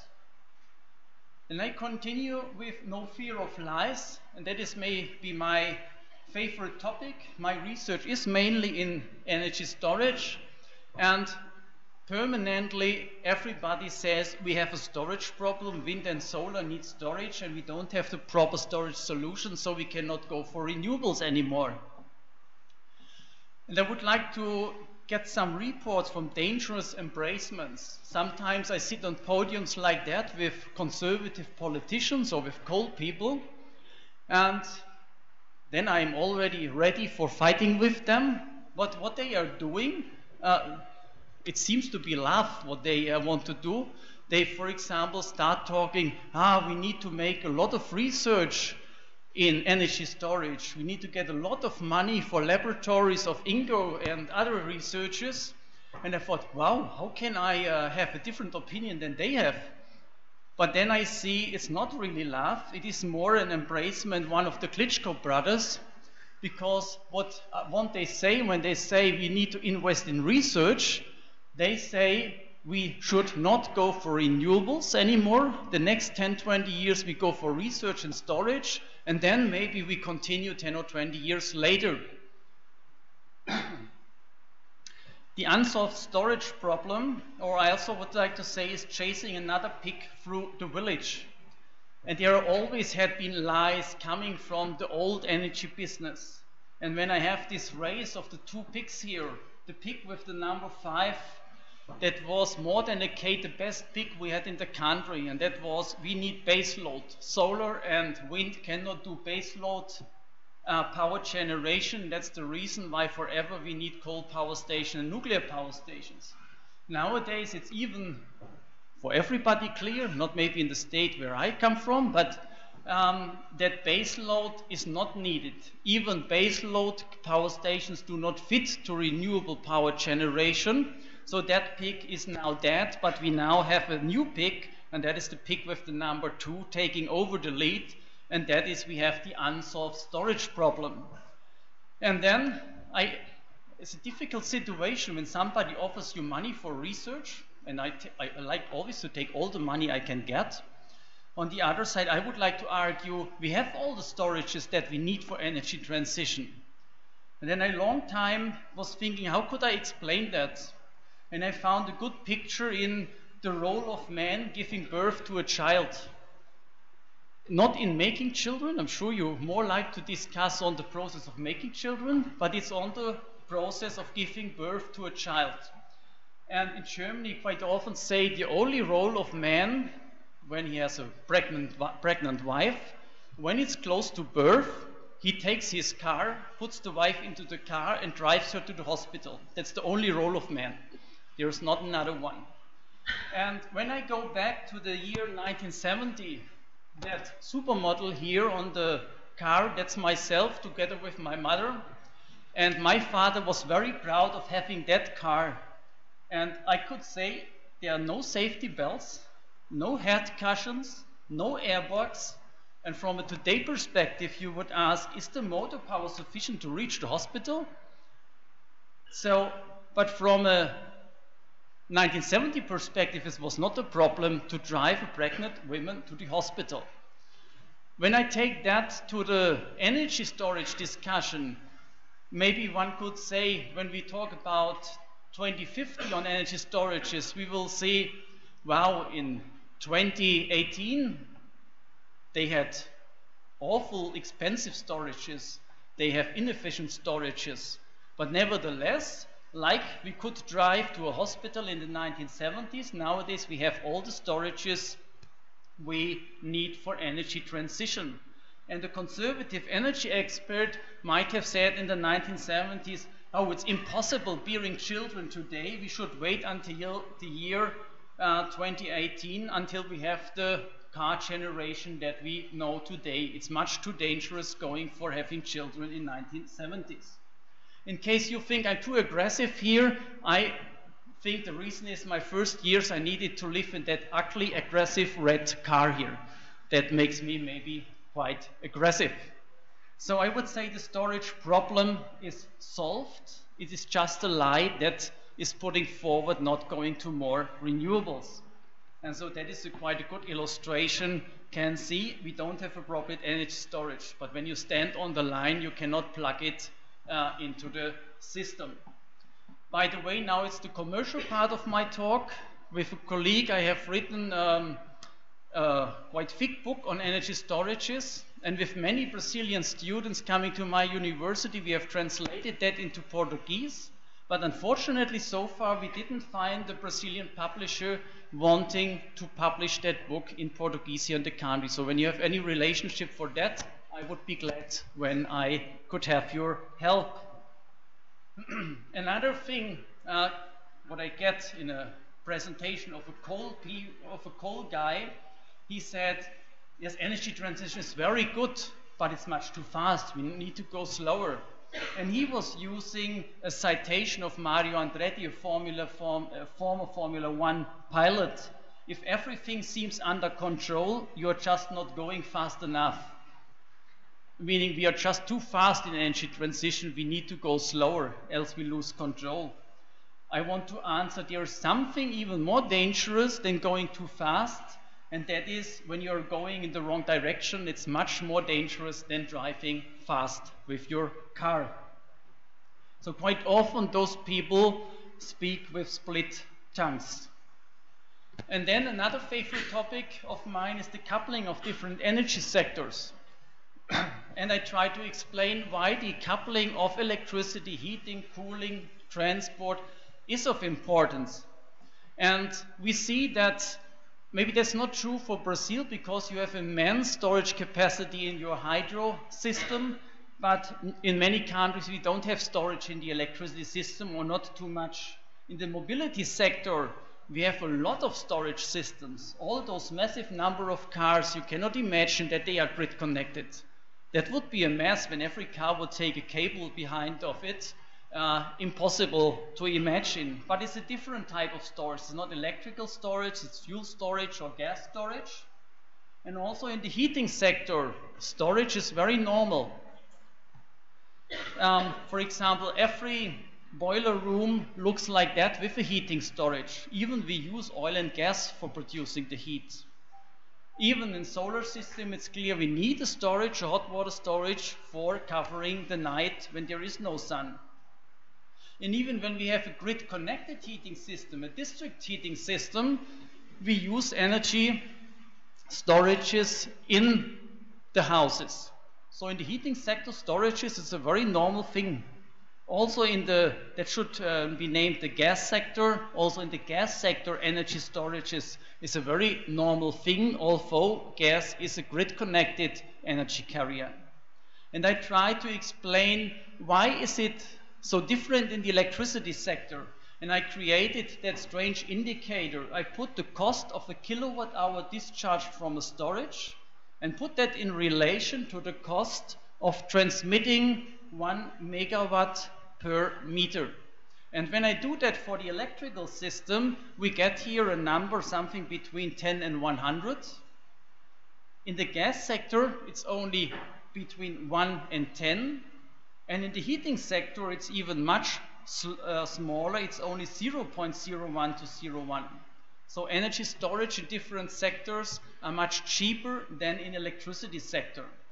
For mobility, transmission system does not make really sense. And I put another indicator, and that is the cost of a kilowatt hour discharged from the storage again in relation to the generation capacity cost. And I start again with the electricity sector, and then we end up in the complete upper right area. So again here, electricity in storage in relation to generation is a very expensive thing. The gas sector does not make sense here in the generation of gas, but in the heating system again, the storage is much cheaper as it is in electricity 10 to 100. In heating, it is just around 0.001. And when I put that for gasoline storage in relation to the motor power, then it is just something around 0.000001. So there we see storage in electricity is not a really good thing to go. It makes everything expensive. And here on that slide, we have here on the horizontal the volumetric energy density of different energy storages. And on the vertical, we have the efficiency of storages, and the volume of those circles gives the investment costs of a storage system. And then we see the pure electrical storage, like capacitors, they are enormous expensive, so we should not discuss them using in electricity systems. All the battery systems, they have a wide spread on energy densities, but the balls are still quite big, so they are still quite expensive. When we look for the mechanical storages, like we have here the pumped hydro, that is already a quite small circle, and that is the reason why pumped hydro is applied so much worldwide. But now coming to the heating sector, and there are different heating storages, but for example the sensitive, just a hot water tank, you almost cannot see that dot. Hot water storage is so cheap, then we can solve the problem on the heating sector. It's much better than solving in the electricity sector. And then we have the gas storage, either hydrogen or methane. And again, here you almost cannot see those dots. Again, a very cheap way to store, but here the expensive thing is the conversion technology producing hydrogen or the methane. So we can resume. We need to use the cheap storages of heating, gas and mobility sector in order to solve the storage tasks in the electricity sector. And that is when we are talking on coupling different sectors. When we start with the electricity sector, of course we have electricity storages. In the heat, we have heat storages. We have gas storages in the gas sector. We also can store raw materials of the chemical industry. And in the mobility sector, we have fuel storages, gas and electrical storages. And when we now want to solve the problem on the electric side, we might use power to heat and store the heat. We might have the e-mobility and store then in batteries in cars. We might have power to liquid to use it in the mobility sector.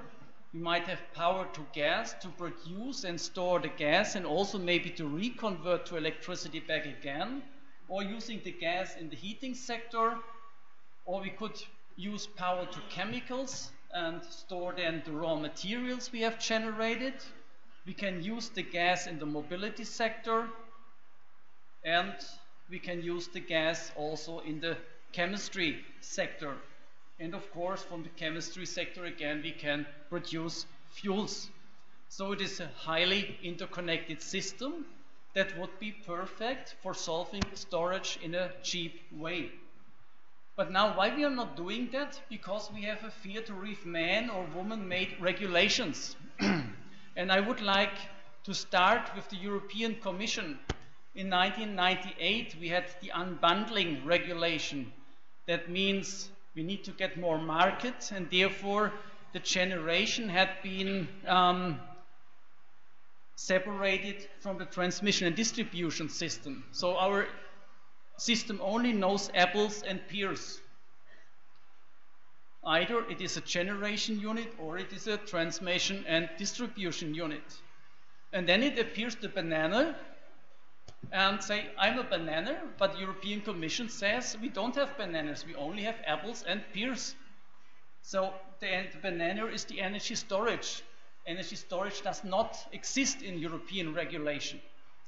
So what does the regulatory body in our country say? The banana must become either a banapple or it must become a piranha. And that makes everything complex. Everybody says we need storage, but from a regulation point of view, we are not allowed to have storages. So that makes it quite difficult. That is the result of a study that was being made together with a grid operator. When we have a grid bottleneck, then we can solve that with a storage, or we can solve that by building a new grid. And then we see, according to our regulation, when the length of the line is not too long, then just grid extension here is the better choice from an economic point of view. Or doing nothing and not transmitting the renewable power is quite often also a very attractive way from an economical side.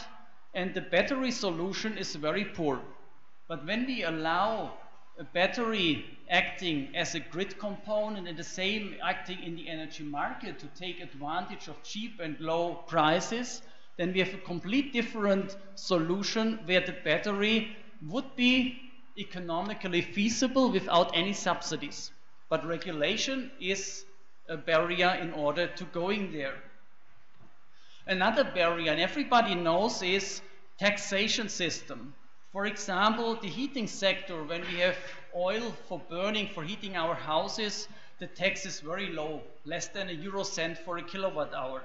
In the gas sector, it is almost 2.2 euro cent. And when we come to the mobility sector, the fuel charge on taxis is already 7.3 cents for a kilowatt hour. And now we come to the electricity sector, and there we have fees and charges of 19 euro cents for a kilowatt hour. And now you want to make the coupling of the energy sectors, want to use electricity, for example, in the heat or in the mobility sector. But even when you get electricity for free, you start with a burden of 19 euro cents per kilowatt hour, and it's clear electricity with this regulation and taxation never can come into other energy sectors. It is very clear we need to get rid, not of the taxes, politicians will never lose their money for taxation, but we argue we need the same taxation for every kilowatt hour used independently in which sector, but a taxation system that has grown over decades cannot be changed just because it would be sensible. Another thing, I'm not sure if anybody needs to pay value-added tax when growing tomatoes on the balcony before eating it. We not do either that in Germany, but when we generate our solar electricity on our roof, we pay all the taxes and fees. There are good arguments to do so, but when you operate a lignite power system, you are free of all those taxes. Again, a problem of taxation and fees. And then I have argued electricity storage battery is so expensive that we should avoid them. That is the success of batteries in Germany. In the last years, we have installed over 30,000 battery systems, mostly in private homes, and either the Germans is stupid people, that they do uneconomic installations, or they are very clever ones, and the regulation is a problem. So why are those people doing that? And I want to show our regulation on the pricing of electricity. It starts by generation, and when we look to the electricity exchange, maybe the price for a kilowatt hour is very low. It's maybe 2 or 3 or 4 cents per kilowatt hour. Then we charge a very CO2 charge of the European emissions trading system, almost been neglected. Then of course we have costs in the high voltage grid, medium voltage grid, low voltage grid. And then the electricity passes at the counter at our homes, and then we use the electricity at home. And when we look now the electricity price development along that change, that is what we have. That means when electricity passes the electricity counter, we have that mass of taxation and fees, and then the end we have finally 30 euro cents, from 3 to 30 euro cents. And there the battery from an end user perspective is a fantastic mean, because it avoids that the generated electricity on the roof goes to the grid, where the worth or the value of the electricity is almost nothing. So on a macroeconomic point of view, complete nonsense, but on the decision of the private house owner, a very sensible thing to do. So that spread of 3 cents to 30 cents is the problem, making the wrong decisions in the system for the energy transition. The fear of losses in the old car industry I also would like to talk about. It's the same development we at the moment see that we had in the renewable energy sector. That is in going for e-mobility. There's a strong discussion, is that a good or a bad development? And all the bars you see, the data I have used for the bars are listed down there. And we just look for energy. The electric car is much better than the combustion engine car. Also, when we looked at on a lifetime basis, for sure, the electric car is much better than the one with a combustion engine.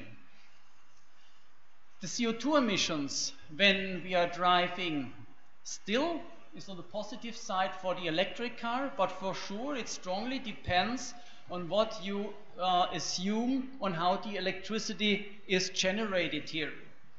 And then what we had recently seen, that was a study from the Swedish government, and that said, or what the German car industry said, what the study is telling, the battery is really an awful thing, and it makes electric cars worse than a combustion engine driven cars. Because in the manufacturing of a battery, there are so many CO2 emissions or CO2 equivalent emissions generated. And therefore, not anymore the electric car is better, it is now the one with the combustion engine. And again, it's a way of disinformation. I then read the Swedish study, and it says not that we should not go electric cars, but it gives a quite strong impact. They say, for example, the way Tesla is going with its enormous big battery capacity, that might be the wrong way, because not taking into account some Croatian professors driving from South Europe to North Europe, but the average car is just going a few kilometers per day, and therefore we don't need a battery big like that. We should go for much smaller batteries, but look for charging infrastructure that we can charge wherever we are standing for. So then, that was what our media and car industry did. They published in all media, electric cars are bad for the environment. And then we also can take into account that cars need to be produced. Unfortunately, what I found in literature, it's the same amount for electric cars and conventional cars. Here I have some doubts, because when I look to a nowadays car and I take away all the parts I don't need anymore in an electric car, it looks like that. Almost everything you find in a car that is in front here, you don't need anymore. Okay, it looks better when you still have the 2 tires, but then maybe it is almost true. That means all those parts we see here, we don't need any more in an electric car. And that also fits to what a member of the board of BMW says. A combustion engine is composed of 1,200 parts, an electric motor only of 17 pieces. And then it's the next argument where car industry says we cannot go for that. When we have cars using much less parts, we lose a lot of jobs. Again, the job argument, we lose a lot of jobs in the car industry. We should not go for an electric car. It's a danger for all our jobs. And car industry is really carrying on jobs, and that you see here on how cars are produced nowadays. You feel a lot of people are working in car manufacturers. Really, jobs is what they care about. Maybe it's other arguments they have. But when doing the analysis on a complete way, we also need to take into account not only the battery needs to produce, also the fuel we fill to our cars needs to produce. And refineries are a very big energy consumer. And then again, when I take that into account, the combustion engine is worse. And there is a quite famous citation of Elon Musk, and he said, you have enough electricity to power all e-cars in the country if you stop refining gasoline. I think it's not completely true, but it is very close to be the same amount of energy needed. And that is now the comparison when we take a Tesla car with a quite big battery, when we do that with a Nissan Leaf, for example, and having also a bit of bigger driving range in the lifetime, the equivalent is much clearer towards the electric car. And most studies that are available, they always calculate with electricity generation that is by 50 to 70% of fossil fuel. So when we go for renewable, all that discussion is obsolete, because then we don't have those emissions in the electric cars anymore. So, and that is not a new discussion. We already had this discussion more than 100 years ago, and that was Kaiser Wilhelm II. He once said, I believe in horses, the car is only a temporary phenomenon. And maybe that's the same discussion we have nowadays. Electric car is not a good way to go. We also created a new word in Germany, that is the Reichweitenangst. Maybe it will be also taken in the English language. That is the fear that we cannot drive a long enough distance before our car is stopping. And the Norwegian already have taken that word and translated in Norwegian language the Rekeweitenangst, because they have much more e-cars than we have in Germany, for example. Then we have the fear of removing old and climate hazardous subsidies. Due to time, I will not go to it in detail, but there is a study showing the German industry or German policy gives every year a 57 billion euro subsidies to climate hazardous industries. And I only give one example. For lignite, for example, we have many subsidies. I only want to highlight one. Normally we have a law, when we take goods out of the earth, then the company that takes out those goods needs to pay between 10 and 40% of the market value of that good. There's one exception, it's lignite, then it's for free. And that is an enormous subsidy going close to €1 billion per year for an old technology we want to get rid of. And therefore, of those subsidies, we have a lot. So a lot of people, politicians, industry people speak, we need to go renewable, but they split, or they speak with split tongues, because what they talk and what they are doing action for is a completely different way. And then I would like to end my speech here with the outlook on the German Taliban.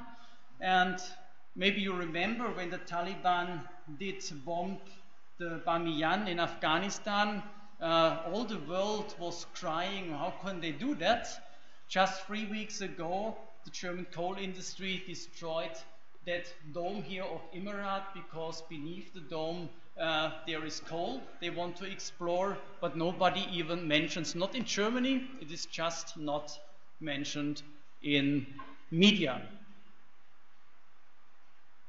And what I want to say, we researchers need to stop walking at the leash of industry and policy.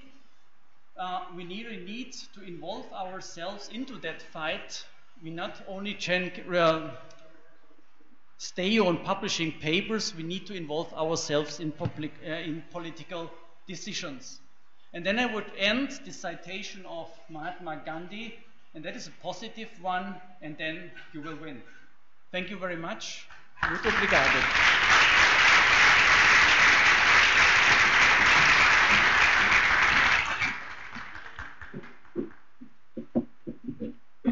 Thank you, Ingo, for a very insightful presentation. It's time for questions.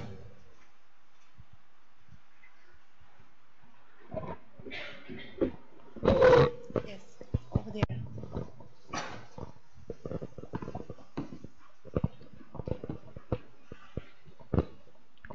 Thank you for a very interesting and inspiring presentation.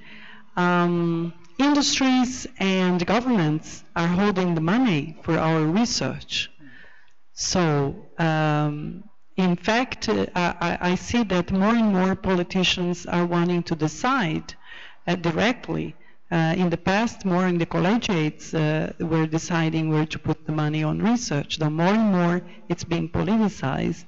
So how do you see that? So we will bite the hand that is feeding us, so what's going on?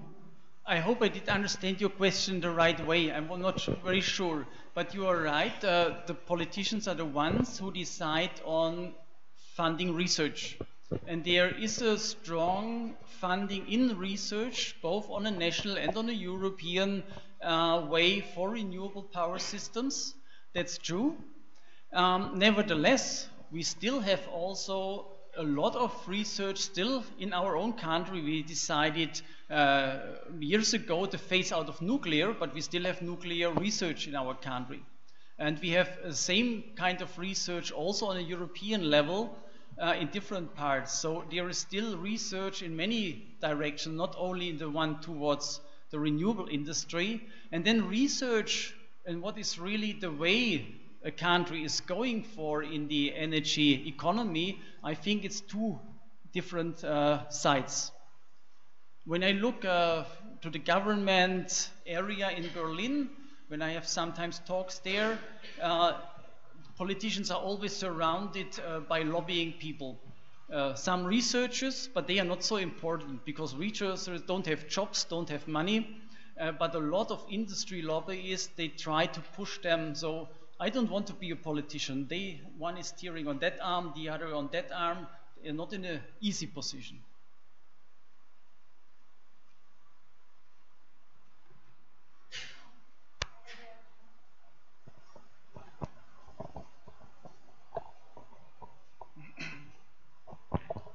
Well, thank you for the talk. It was very nice. I really enjoyed it. But it really showed something that needs sustainability. I mean, it's really an integrated question of economics, environmental, and social.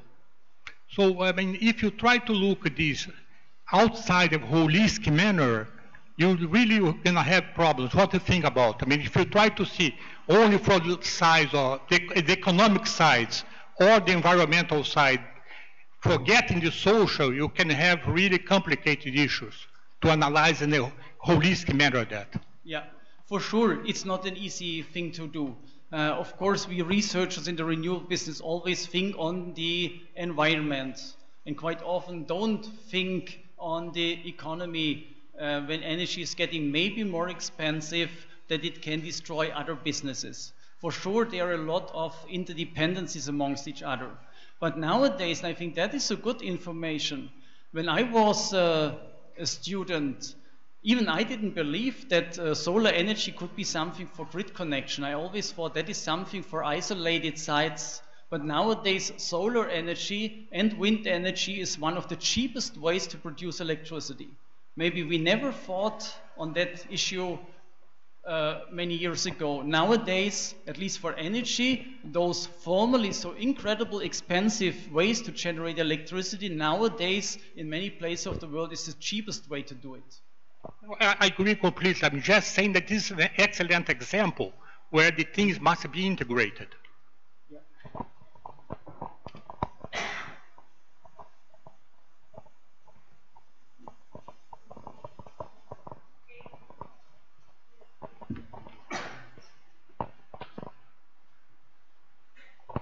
Thank you, Ingo, for a very inspiring presentation. Between Gandhi's two last phrases, then they fight you, then you win. I think between those two phrases, there's an important dynamics of organization, of organizing the actors and making the transition. So I would like to hear your views on how to mobilize those dynamics between the fighting, mobilizing, and then winning. That's a good question. I don't have an answer for that. But it was my conclusion. I always thought when I was a young researcher, it's sufficient when you are teaching in university, when you write papers, when you give talks in a conference. But nowadays I'm convinced we should not just only talking amongst us ourselves here, researchers. We need to become an active part in the policy decision. It's horrible when you sometimes hear arguments of people who don't have any knowledge about energy.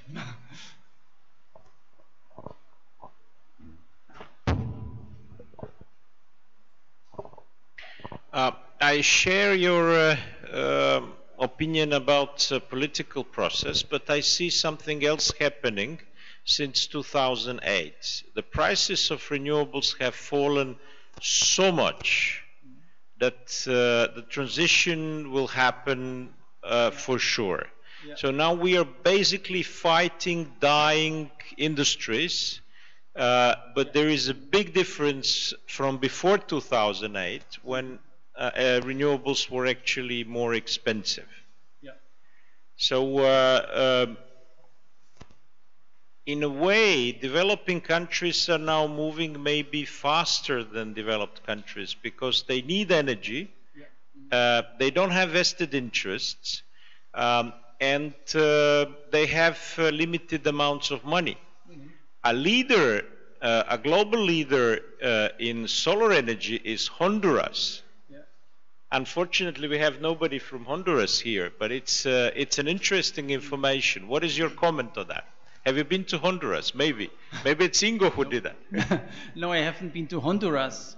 But again, you're right. Those who need more energy and haven't gone maybe a wrong way now can directly go the way to renewables.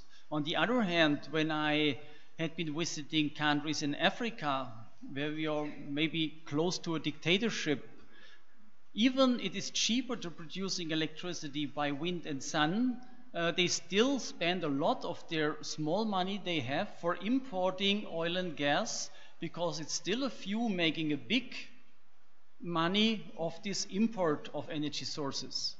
So it's still a good business for a few, even in the poorest country. And I think even there it is a fight. I'm not so optimistic.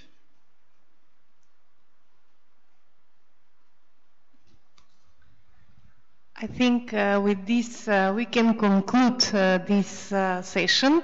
Please join me in applauding Ingo for his excellent presentation.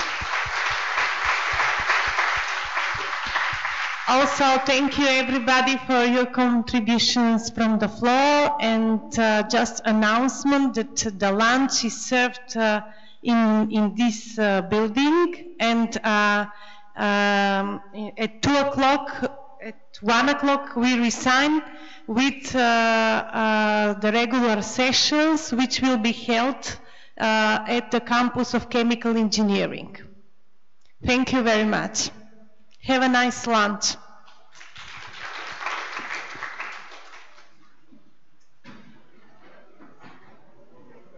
There's a suitcase there. Please, there's a suitcase in the reception room, and as we're moving to another block, so we please ask the owner to take it, okay?